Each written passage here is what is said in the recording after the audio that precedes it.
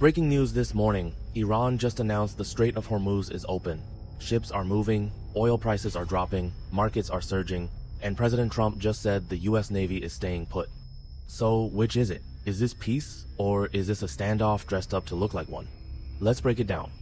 Earlier today, Iranian Foreign Minister Abbas Araghchi announced on social media that the Strait of Hormuz is, quote, completely open for all commercial vessels. The markets didn't wait for a second opinion. Oil dropped 12% within the hour.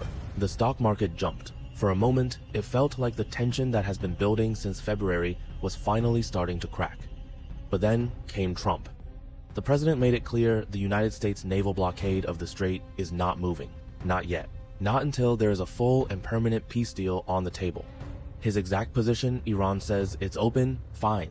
But American warships are staying in that water until we have something signed, something binding, and something that doesn't expire in 10 days.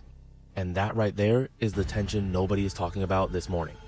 Because here is what's actually happening in that strait right now. Iranian ships say it's open, U.S. Navy ships are still blockading it, both are in the same 21 miles of water.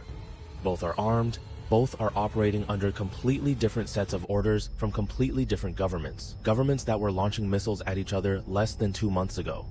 That is not a resolution, that is a fuse. Now, here's what makes this even more complicated. Iran didn't open the strait permanently. They opened it for the duration of a 10-day ceasefire between Israel and Lebanon. 10 days. Which means in 10 days, if that ceasefire collapses and it is already showing cracks, Iran could close it again overnight with a single post on social media, and we are right back to February. Meanwhile, American families are already feeling the whiplash. Gas prices climbed when the strait closed. They dipped today when it reopened.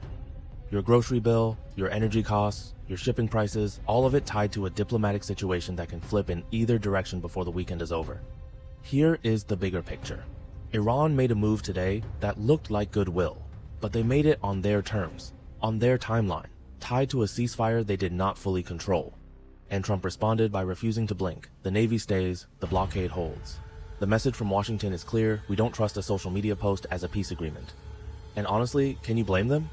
2 months ago, Iran shut down 1/5 of the world's oil supply, using underwater mines and a press release. Today, they reopened it using another press release. No treaty, no verification. No permanent agreement. Just words and 2 opposing naval forces sharing the same narrow strip of water. This is the most dangerous kind of peace. The kind where both sides claim victory.